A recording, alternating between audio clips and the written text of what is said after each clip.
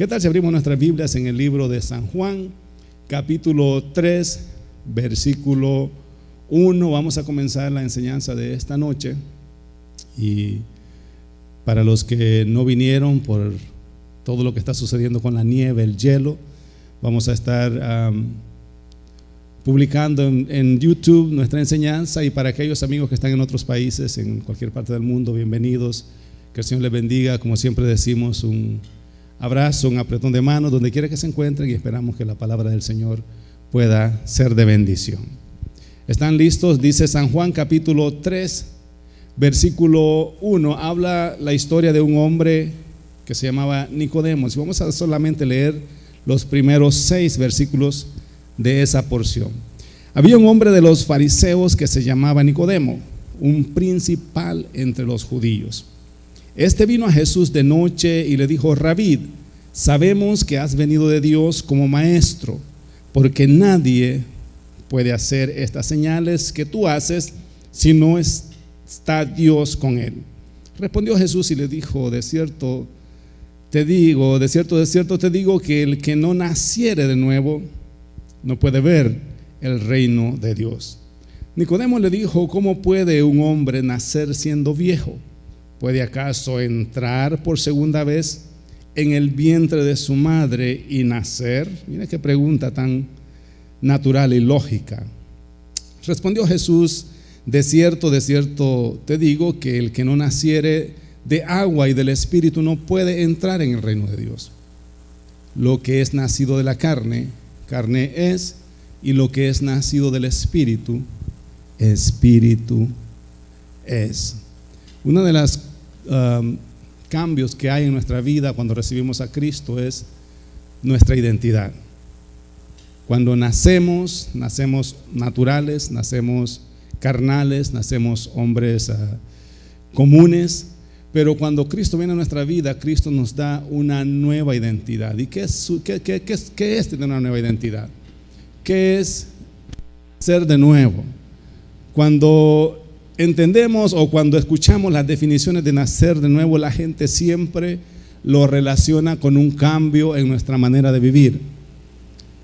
He escuchado personas que reciben a Cristo y los miran que sigue siendo la misma persona y dicen: no le pasó nada, ¿verdad? Este fue emoción, a este nunca va a cambiar, este pasó porque lo obligaron.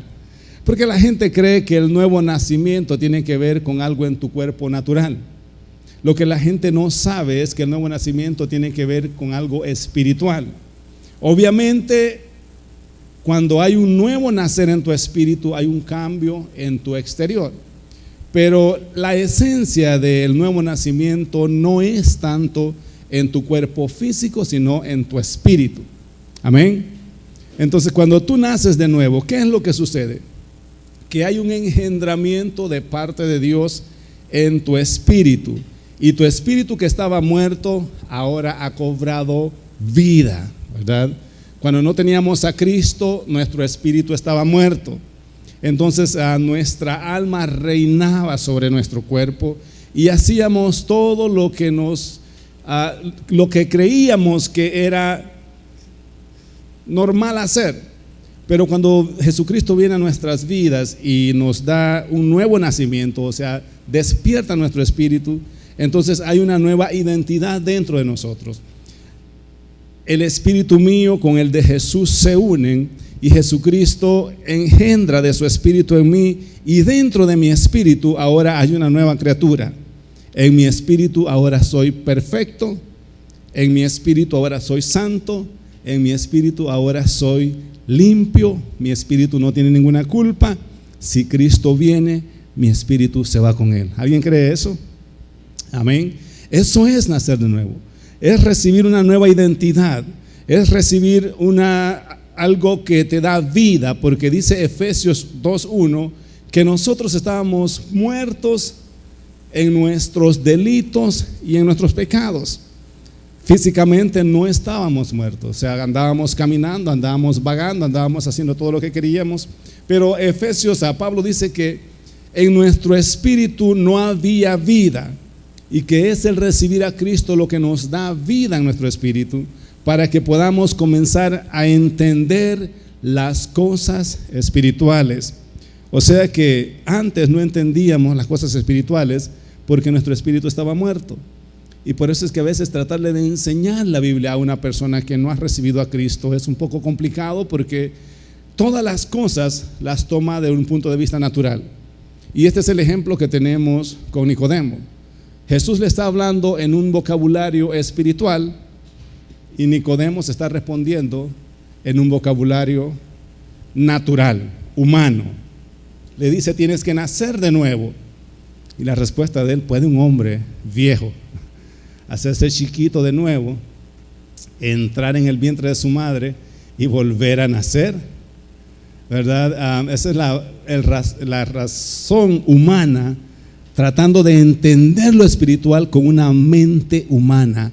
Así pasa cuando tú le tratas de explicar las escrituras a una persona con una mente natural, con una mente humana. No puede comprender, porque Jesús estaba hablando de una forma espiritual y él estaba queriendo entender las cosas espirituales desde un punto de vista natural. Ahora, cuando miramos este personaje, ¿cuántos años creen ustedes que tenía Nicodemo?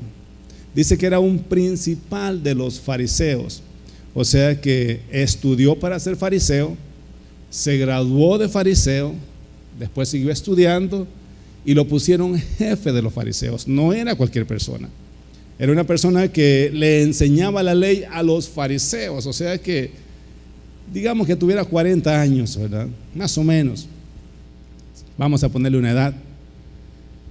Y que tú hayas vivido 40 años y que luego escuches una palabra espiritual y que esa palabra comience a confundir todo lo que has aprendido en los 40 años. ¿Cómo ustedes la ven? Que hayas pasado 40 años estudiando una religión, aprendiendo algo, y que luego aparezca un tipo hablándote cosas espirituales y tú digas: wow, ¿será que estoy equivocado en todo lo que he aprendido estos 40 años de mi vida? Pues yo voy a tener que ir donde para que me lo explique. Entonces dice que se tomó una noche para ir donde Jesús. Algunos dicen que, he escuchado algunos mensajes decir que a lo mejor a Nicodemo le daba pena ir de día, le daba vergüenza porque él era un maestro y tenía vergüenza ir a preguntarle dónde es Jesús, y que por eso decidió ir de noche, ¿verdad? Porque a veces la gente se inventa cosas que no se sabe si son ciertas, ¿verdad? La gente que tiene mal corazón siempre anda pensando mal de todos. Pero en realidad yo no creo que este hombre tenía vergüenza, sino que lo que necesitaba era tiempo, ¿verdad? O sea que las preguntas que le voy a hacer a Jesús demandan de un buen rato. Entonces no se la puedo hacer en medio del público cuando Jesús está predicando, cuando Jesús está enseñando. Entonces yo quiero que Jesús me regale una noche de su vida para hablar con claridad de todas estas cosas. Y cuando miramos toda la conversación que tuvo con Nicodemo, es ahí donde nace todo esto y nace ese versículo tan famoso que a tantas personas ha impactado, porque de tal manera amó Dios al mundo que ha dado a su Hijo unigénito para que todos aquellos que en Él crean no se pierdan. O sea, ese versículo surgió de la conversación entre Jesús y Nicodemo. Entonces, cuando miramos 20, 22, 23 versículos que el escritor resume de todo lo que sucedió en aquella noche, pero lo primero que Jesús trata de hacer con Nicodemo es tratar de explicarle la diferencia entre lo material o lo natural y lo espiritual. Entonces le dice: para entrar en el reino de los cielos necesitas nacer de nuevo. ¿Por qué es necesario el nuevo nacimiento? Porque cuando nacemos del Espíritu hay un engendramiento en nosotros, y el engendramiento es la única forma de que una persona puede transmitir su genética a otro. ¿Me está siguiendo? Solamente a través del engendramiento yo puedo transmitir mis genes hacia otro individuo. Eso sucede a través del engendramiento, pero yo puedo adoptar a otro niño y no puedo hacer eso con un niño adoptado. Se lo puedo adoptar como mi hijo, pero va a tener los genes de aquel que lo engendró. Entonces, cuando hablamos de nacer de nuevo, es exactamente lo que sucede. Cuando Jesucristo nos engendra, o cuando el Espíritu Santo nos engendra, cuando Dios nos engendra, porque eso es lo que dice San Juan, que nosotros no hemos sido engendrados por carne ni por voluntad de varón, que hemos sido engendrados por Dios. En el engendramiento Dios pone de su genética en nosotros, para que ahora nosotros no seamos seres carnales nada más, ahora seamos seres espirituales. O sea, de su espíritu Él engendró en mi espíritu. No sé si me estoy explicando. Hay un engendramiento en mi espíritu humano. Ese espíritu que estaba muerto cuando Jesucristo viene a nuestras vidas, hay un engendramiento, y ahora yo en mi espíritu llevo la genética de Dios. Amén. ¿Me están entendiendo? Ahora en mi espíritu hay una unión en donde yo me parezco a Dios. Por eso es que dice Hebreos que con una sola ofrenda Él nos hizo perfectos. Y no está hablando de nuestra alma y de nuestra mente, está hablando de nuestro espíritu. ¿Qué es lo que sucede después de que tú recibes a Cristo? Inmediatamente hay un nuevo nacer en ti. Aunque por fuera tú no parezcas una persona distinta, aunque por fuera tú sigas siendo el mismo, por dentro sucedió lo que se llama el nuevo nacimiento. Hubo un engendramiento de parte de Dios en tu espíritu, y eso es lo que te hace un hijo de Dios. Eso es lo que te convierte en una nueva criatura. Ahora, todo lo que después sigue es un proceso en donde tu espíritu comienza a pelear con tu alma, para que tu alma comience a entender quién tú eres ahora, y que ya no puedas vivir como vivías antes. ¿Me están entendiendo? Que hay una batalla ahora que ya tu espíritu despertó. Ahora cuando haces las cosas que antes hacías, ahora sientes como que algo no está bien en ti, como que algo no lo deberías seguir haciendo. Aunque nadie te diga nada, aunque el pastor no te esté viendo, aunque los hermanos de la iglesia no te están viendo, cuando haces algo indebido, hay cierto remordimiento o algo que no que te acusa, sino que te hace sentir que tú ya no deberías hacer eso. ¿Qué es lo que pasa? Que hay un nuevo ser en ti, que ahora hay una batalla entre tu espíritu y tu carne. Entonces es acá donde viene el conocimiento de la palabra del Señor, porque la palabra del Señor, después de que recibes a Cristo, te va ayudando a entender quién eres ahora. Todo lo que escribieron los apóstoles, todo lo que escribió Jesús, todo lo que tenemos en el Nuevo Testamento está direccionado a ayudarnos a entender quiénes somos ahora en Cristo. Por eso es que cuando miramos los escritos de Pablo, siempre dice Pablo: ya no vivan como aquellos que no tienen esperanza. Ya no vivan así. Cambien su manera de vivir. Miren, yo quiero que leamos Efesios, el capítulo 2, dice así.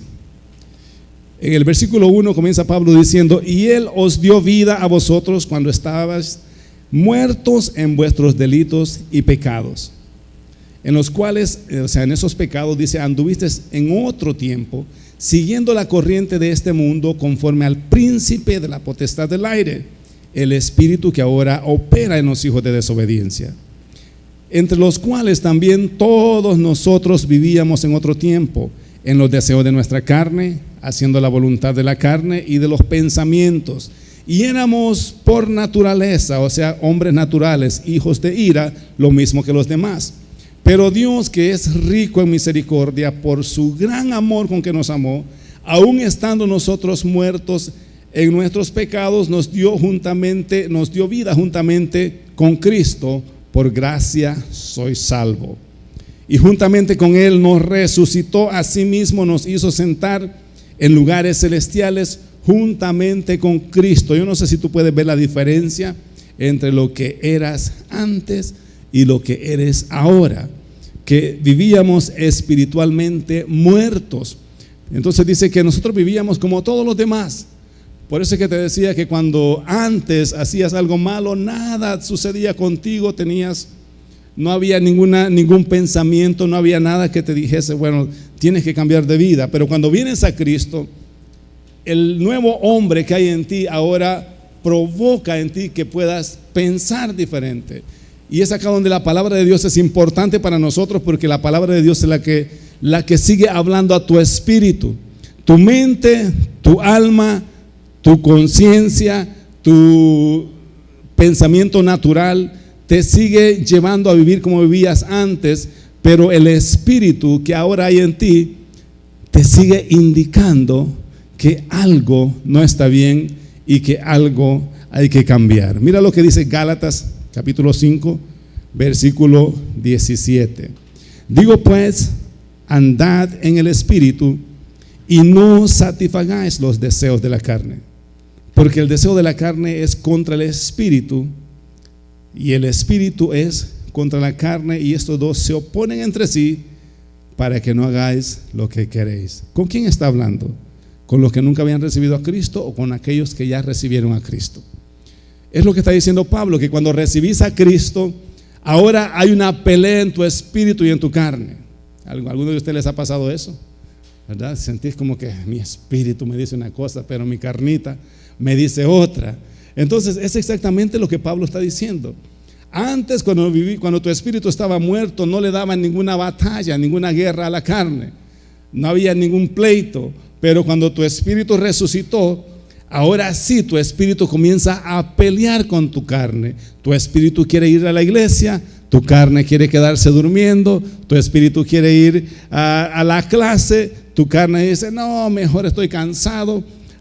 O cuando viene el fin de semana es otra batalla, ¿verdad?, entre la carne y tu espíritu. Y muchos cristianos en el mundo entero se dejan vencer por la carne, ¿verdad? Viven de acuerdo a lo que la carne les indica que tienen que hacer. No, está muy frío, la carne te dice está muy frío, ¿qué vas a hacer en este frío? Mejor quédate arropadito aquí viendo una película. Pero tu espíritu te dice, deberías de ir a la iglesia. Tú no sabes la palabra que te vas a perder. Si no me hubiera tocado predicar, me hubiera quedado también enropado yo también, no son bromas.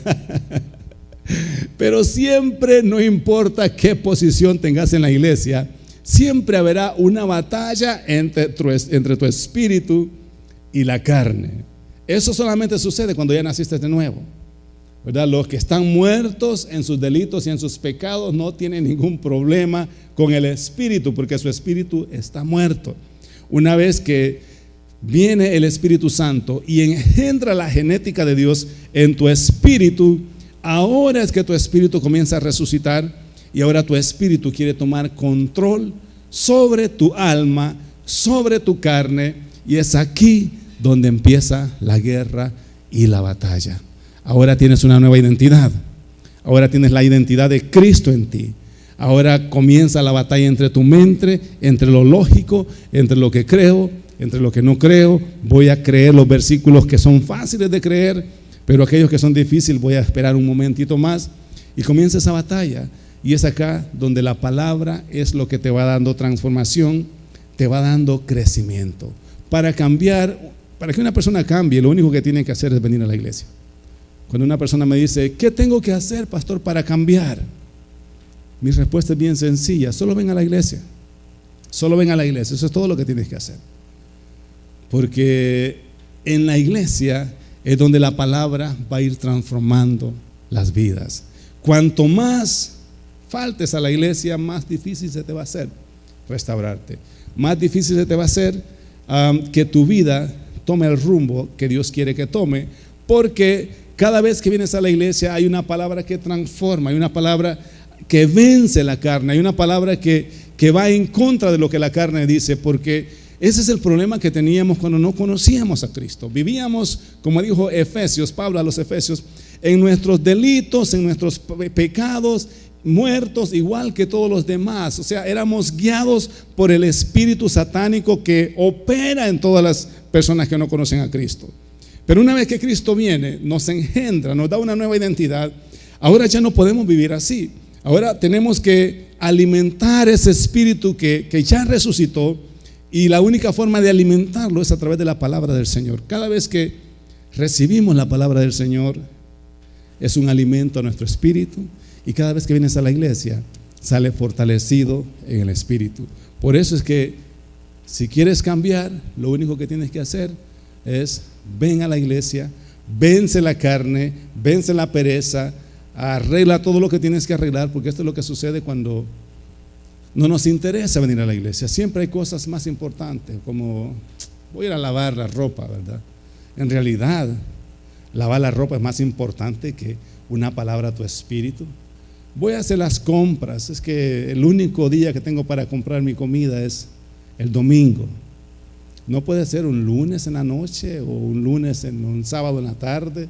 O sea, ¿por qué específicamente el día del servicio tenés que usarlo para hacer algo que lo puedes hacer en cualquier otro día?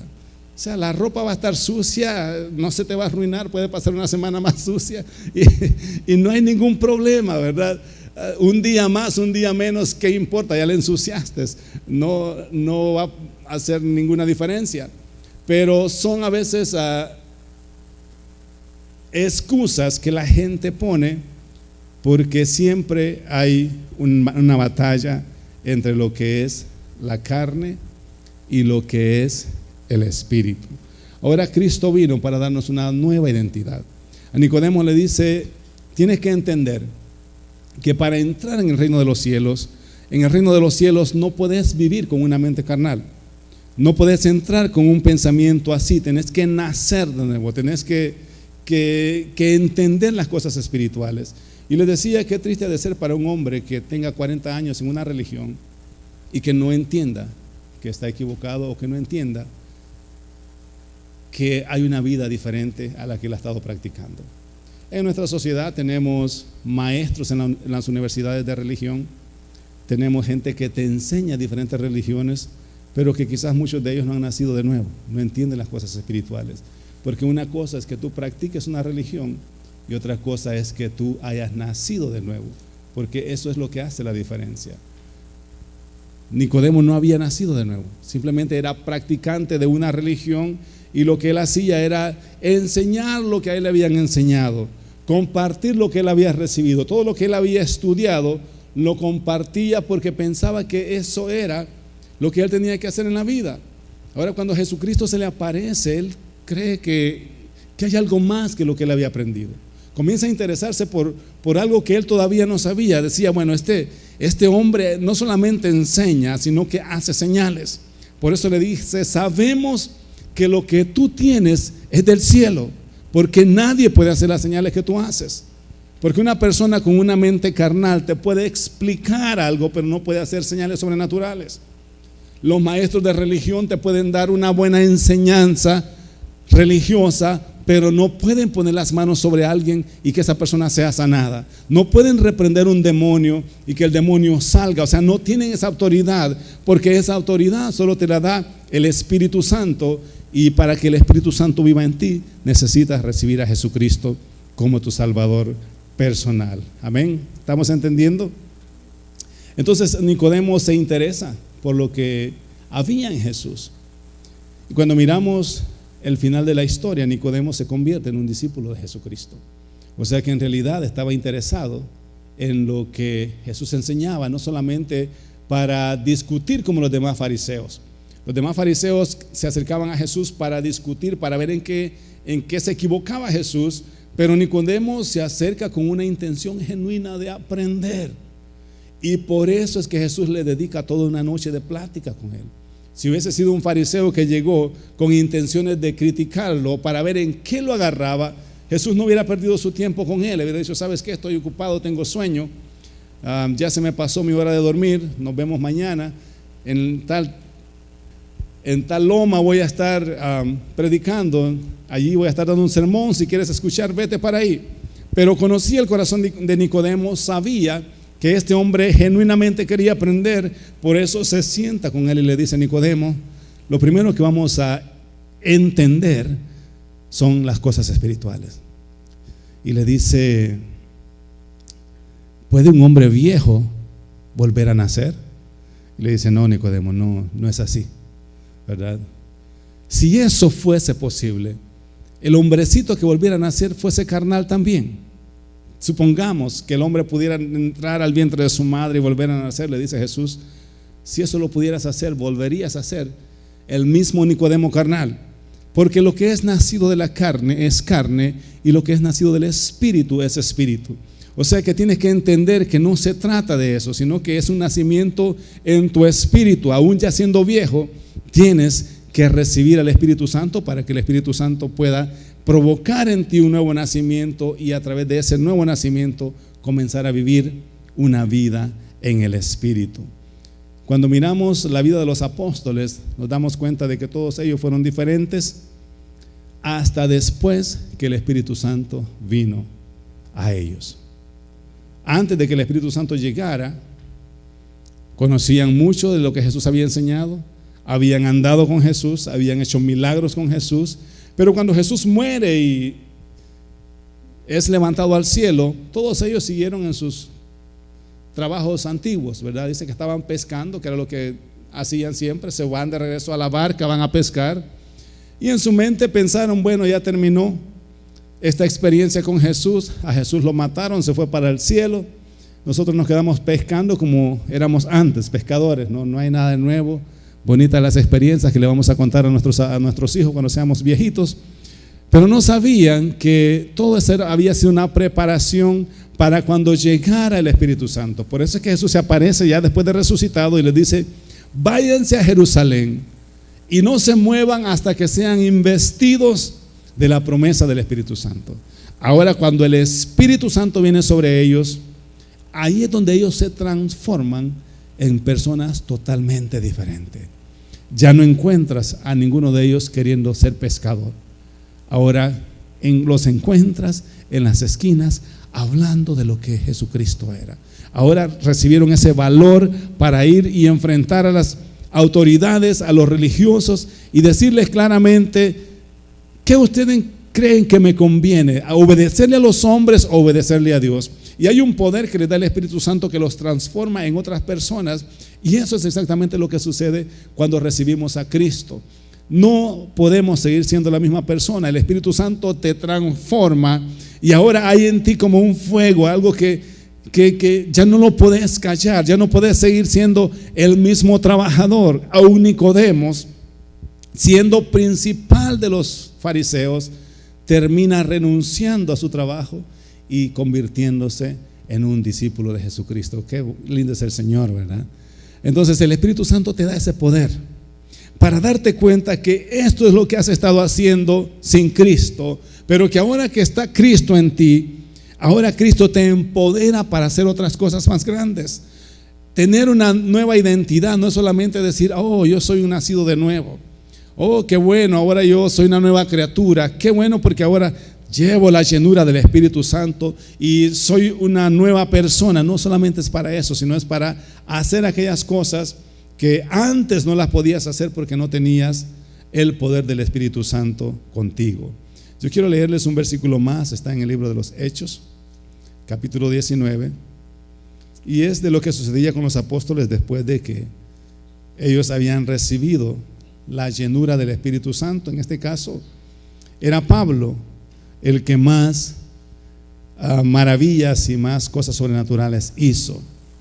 Aunque Pablo no anduvo con Jesucristo, Pablo fue lleno del Espíritu Santo a través de una oración del discípulo Ananías, ¿verdad? Dice que él puso sus manos, recibió el milagro de la vista, su vista fue sana, fue lleno del Espíritu Santo, y desde ese momento en adelante Pablo, o Saulo de Tarso, se convierte en una persona totalmente diferente. Entonces Pablo andaba por las aldeas, por las ciudades, orando por enfermos, echando fuera demonios. Dice que había una familia de fariseos que eran judíos también, que eran exorcistas. O sea, el exorcismo siempre ha existido desde los tiempos antiguos, eso no es nada nuevo. Así es que si usted mira a alguien que le dice, ofreciéndole hacerle limpias, que le deja alguna tarjeta en sus wipers de su carro, en sus limpiabrisas, y dice hermano fulano, hermana de la caridad fulana, hacemos limpias, leemos la mano, le profetizamos el futuro, el pasado, le aseguramos salud, dinero y amor. Entonces todas esas propagandas las encontramos en los parabrisas de nuestros carros a veces, ¿no? Y eso siempre ha existido. Entonces estos muchachos, esta era una familia que se dedicaban a esto. Y se dan cuenta de que andaba un tipo llamado Pablo que echaba fuera a los demonios. Y dice, wow, el negocio de este como que está mejor que el de nosotros, ¿no?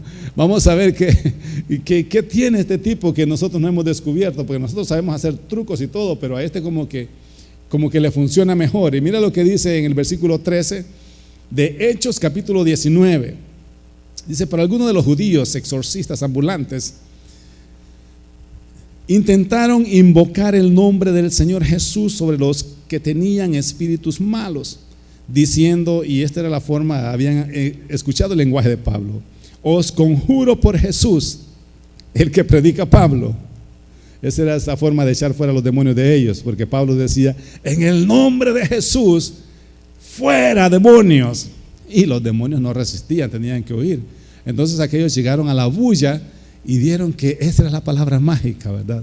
Ellos decían abra, calabra, patas de cabra, y dijeron, no, este tipo dice en el nombre de Jesús, cambiemos el vocabulario. Y comienzan a querer echar demonios en el nombre de Jesús, quien Pablo predicaba. Dice, habían 7 hijos de un tal Esceva, así se llamaba el señor, que tenía 7 muchachos judíos, jefe de los sacerdotes que hacían esto. Dice, pero respondiendo el espíritu malo, dijo, a Jesús conozco. Este fue el endemoniado que les habló. Le dice el endemoniado, a Jesús conozco. Y también sé quién es Pablo. Pero vosotros, ¿quiénes sois? ¿Ah? Creo que los muchachos se miraron, what is he talking about? Que el demonio se les para y le dice, yo sé quién es Jesús. Yo sé quién es Pablo. Pero ¿quiénes son ustedes? Me interesa la pregunta, ¿verdad? Porque tiene que ver directamente a la identidad del individuo. ¿Quién es usted, hermano Juan Carlos? ¿Quién es usted, hermano Elmo? ¿Quién es usted, hermana Ángela? Fíjate que no les pregunta cuánto han ayunado, cuánto han orado, sino que una pregunta bien fácil, ¿verdad? ¿Quiénes son ustedes? Entonces los muchachos se quedaron mirando, preguntándose, ¿verdad? ¿Quiénes somos nosotros, verdad? Who are we? Bueno, somos los hijos de un tal Sebas o Escevas, y el hombre en quien estaba el espíritu malo, saltando sobre ellos y dominándolos, pudo más que ellos, de tal manera que huyeron de aquella casa desnudos y heridos. Si no sabes quién eres, te va a ir mal cuando enfrentes a Satanás. Sabes que el estado de estos muchachos es el estado de muchos cristianos en el mundo, heridos, desnudos, arañados por Satanás, simplemente porque no saben quiénes son. No saben responder cuando Satanás les pregunta, ¿quién eres tú? ¿Quiénes son ustedes? No sé si tú puedes ver lo importante de nuestra identidad. Yo te aseguro que si estos muchachos hubieran dicho, somos hijos de Dios, lavados por la sangre de Cristo, somos nacidos de nuevo, el demonio hubiese tenido que huir. Porque sabes que el diablo no le tiene miedo ni a tus oraciones ni a tus ayunos, le tiene miedo a tu identidad, a quién tú eres. Y a veces esto suena como, pastor no cree en el ayuno, así me dijo alguien. En esta iglesia como que no creen en el ayuno ni en la oración.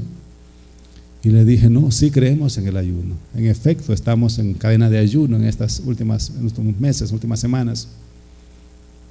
Pero si el diablo le tuviese miedo a los ayunos, nunca se le hubiese acercado a Jesús después de que Jesús ayunó 40 días y 40 noches. ¡Wow! Esos son bastantes días de ayuno. Imagínate, ayunando yo 40 noches y 40 días y 40 noches. Yo salgo de la casa, aquí no hay diablo que se me acerque, ¡ja! Tirando fuego. ¡Fu! Pero el diablo no le tuvo miedo a nada de eso. Dice que cuando vio a Jesús que estaba allí en los últimos días, llegó, what's up, Jesus? ¿Cómo estás? ¿Tienes hambre? ¿Sabes cómo hizo Jesús para que el diablo huyera? No le dijo, diablo, he ayunado 40 días, 40 noches, fuera. No fue esa la forma de reprenderlo. fue a través de lo que Jesús sabía de las Escrituras. Le dijo, escrito está. Ni siquiera le mencionó todos los días de ayuno que había tenido. Le dijo, escrito está. No tentarás al Señor tu Dios, porque él sabía que él era Dios. Entonces lo que Satanás siempre va a respetar es tu identidad. Cuando tú sabes quién tú eres, el diablo no te puede tocar. Porque Satanás trabaja con tu ignorancia y trabaja con tu conocimiento. Cuanto más conocimiento tengas, más victoria vas a tener sobre Satanás. Cuando menos sepa de las Escrituras, más atacado vas a vivir por Satanás. Cuando una persona viene a pedirme que ore por ellos, por asuntos de demonio y todo esto, lo primero que yo hago es llevarlo a las Escrituras. Lo primero que yo le digo, tenemos que entender quiénes somos, porque yo no puedo orar por alguien y al salir de acá la persona sigue igual porque no sabe quiénes son. Lo primero que tenemos que saber es que la persona entienda quiénes son en Cristo, porque cuando tú entiendes que tú eres hijo de Dios, que la genética de Dios está en ti, que fuiste engendrado por el Espíritu Santo, entonces el diablo va a respetar no tus ayunos, sino el conocimiento y la identidad que hay en ti. Este es hijo de Dios. Cuando el diablo te pregunte, ¿y tú quién eres? ¿Quién eres? Bueno, yo voy a la iglesia, pero no sé la verdad, una iglesia azul que está por ahí voy yo. Cuando vengas a terminar de preguntar, ya te ha caído encima como a estos muchachos. El diablo les hizo una pregunta y les dio 3 segundos para que respondieran. Conozco a Pablo, sé quién es Jesús. ¿Y ustedes quiénes son? A la 1, a las 2, a las 3, a las 4 no pudieron contestar quiénes eran. Les cayó encima, los hirió, porque eso es lo que hace Satanás cuando no sabes quién eres. Hay cristianos heridos por el diablo porque no saben quiénes son.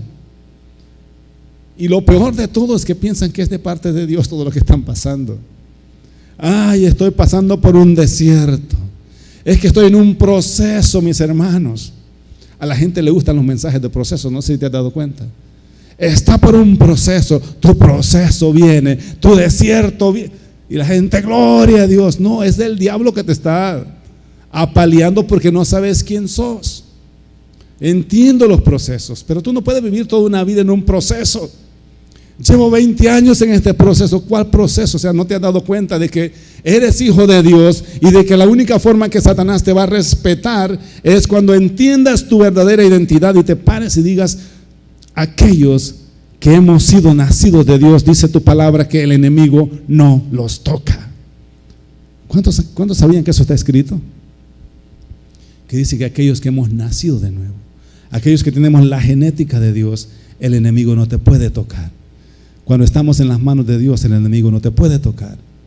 Una cosa es pasar por un proceso y otra cosa es vivir en un proceso todo el tiempo. Eso ya no son procesos, esos son ataques del diablo. No hemos entendido quiénes somos. Y si no sabemos quiénes somos, cuando el diablo te pregunta, ¿quién eres? No sé, sí, yo voy a un tal Jesús. No sé, en el nombre del Jesús que predica el pastor o que predica, no. Tenemos que tener una identidad clara de quiénes somos. Somos hijos de Dios, somos nacidos del Espíritu y esa identidad nos va a ayudar a vivir en victoria, a vivir como Dios manda para nosotros sobre esta tierra. Amén. Eso es entender nuestra identidad. El problema de estos muchachos era que no sabían quiénes eran. Y muchas personas han agarrado este versículo y te lo han dicho. Mire, si no está bien con Dios, no se atreva a reprender un demonio. Cuando yo era joven así me decían. Cuidadito, si no ha orado, no se atreva, porque mira lo que les pasó a estos muchachos por andar reprendiendo demonios y no estar bien con Dios. Si usted está en pecado y reprende un demonio, así le va a pasar. Pero en realidad el problema de estos muchachos era un problema de identidad, ¿verdad? Obviamente cuando estás en Cristo tú tienes que liberarte de todo pecado. No estoy hablando de que necesitas estar en pecado y que así puedes ministrar, no estoy hablando de eso. Estoy hablando de que cuando sabemos quiénes somos, entonces podemos tener la seguridad de que Dios está con nosotros y de que todo lo que hablamos es respaldado por Dios. Y el diablo siempre va a respetar el conocimiento que hay en ti. Satanás siempre va a respetar la palabra que sabes, la palabra que crees, la palabra que tienes anclada en tu espíritu. Esa es la que Satanás siempre respeta. Jesús le dijo: escrito está, escrito está, escrito está. Y cuando tú sabes lo que está escrito, Satanás no te puede confundir, porque sabes tu identidad. Jesucristo siempre estuvo seguro de su identidad, ¿verdad? Aunque en su crecimiento la gente le decía: dicen que es hijo del Espíritu Santo, pero a saber hijo de quién es, ¿verdad? Porque en aquellos tiempos era terrible una mujer que tuviera un hijo de un hombre, o un hijo que no se supiera quién fuera su padre, ¿verdad? La sociedad de aquellos tiempos era más terrible que la de hoy. Ahora es casi normal, ¿verdad? Casi normal que una muchacha tenga un hijo sin papá o que no se sepa quién es el papá. Pero en los tiempos de Jesús era básicamente un delito de muerte. Apaleaban y las apedreaban y mataban a las mujeres que salían embarazadas de otro hombre o como producto de un adulterio. Y Jesús creció en esa sociedad, pero nunca tuvo duda de quién era, ¿verdad? Sus padres le dijeron: hijo, a mí se me presentó un ángel y tú eres el resultado de una llenura del Espíritu Santo. Eres el resultado de un engendramiento del Espíritu Santo en mi vientre. Y él estaba seguro de eso. Y aunque sus amigos seguramente se burlaban de él, o los niños de su tiempo se burlaban de él, por eso es que la Biblia dice que cuando creció no hizo muchos milagros en su tierra natal, en su tierra donde creció, porque él había crecido allí. Seguramente nadie lo respetaba, todo el mundo hablaba mal de él, todo el mundo lo criticaba. Pero si ya sabemos quién es. Entonces no importa lo que la gente diga de nosotros, tenemos que tener la seguridad de que cuando venimos a Cristo, Él nos da una nueva identidad a través del engendramiento, a través del nuevo nacimiento en el Espíritu. Amén. ¿Se entendió lo que hablamos ahora? ¿Qué tal si nos ponemos de pie y le decimos: gracias, Señor, por esta palabra, gracias por que nos has hecho hijos tuyos, porque ahora sabemos quiénes somos.